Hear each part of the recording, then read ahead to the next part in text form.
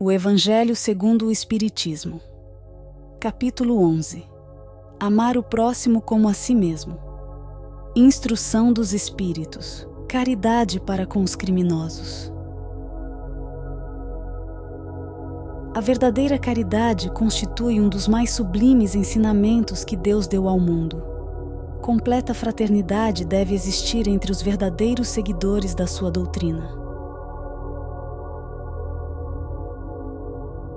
Deveis amar os desgraçados, os criminosos, como criaturas de Deus, às quais o perdão e a misericórdia serão concedidos, se arrependerem, como também a vós, pelas faltas que cometeis contra sua lei. Considerai que sois mais repreensíveis, mais culpados do que aqueles a quem negardes perdão e comiseração, pois, as mais das vezes, eles não conhecem Deus como o conheceis, e menos lhes será pedido do que a vós.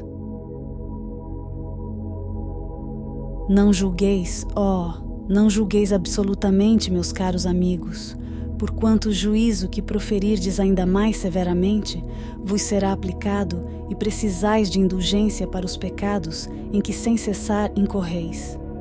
E ignorais que há muitas ações que são crimes aos olhos do Deus de pureza e que o mundo nem sequer como faltas leves considera? A verdadeira caridade não consiste apenas na esmola que dais, nem mesmo nas palavras de consolação que lhe aditeis. Não é apenas isso o que Deus exige de vós. A caridade sublime que Jesus ensinou também consiste na benevolência de que useis sempre e em todas as coisas para com o vosso próximo. Podeis ainda exercitar essa virtude sublime com relação a seres para os quais nenhuma utilidade terão as vossas esmolas, mas que algumas palavras de amor, de consolação, de encorajamento, de amor, conduzirão ao Senhor.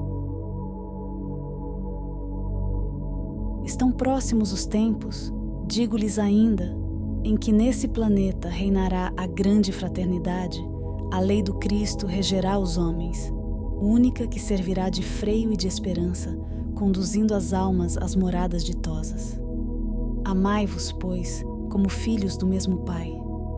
Não estabeleçais diferenças entre os outros infelizes, porquanto quer Deus que todos sejam iguais. A ninguém desprezeis. Permite Deus que entre vós se achem grandes criminosos, para que vos sirvam de ensinamento. Em breve, quando os homens se conduzirem pelas verdadeiras leis de Deus, já não haverá necessidade desses ensinos. Todos os espíritos impuros e revoltados serão dispersados nos mundos inferiores, em harmonia com seus pendores. Deveis àqueles de quem falo o socorro das vossas preces. É a verdadeira caridade. Não vos cabe dizer de um criminoso: é um miserável, é preciso purgar a terra, muito branda é, para um ser de tal espécie, a morte que lhe infligem. Não é assim que deveis falar. Observai o vosso modelo. Jesus.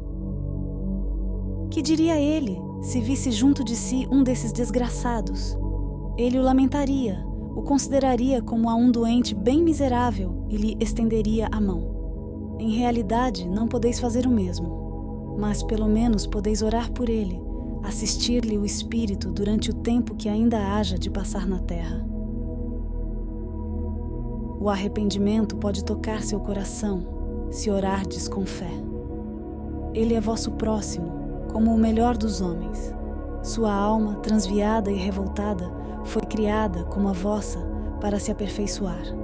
Ajudai-o, pois, a sair do lameiro e orai por ele. Isabel de França.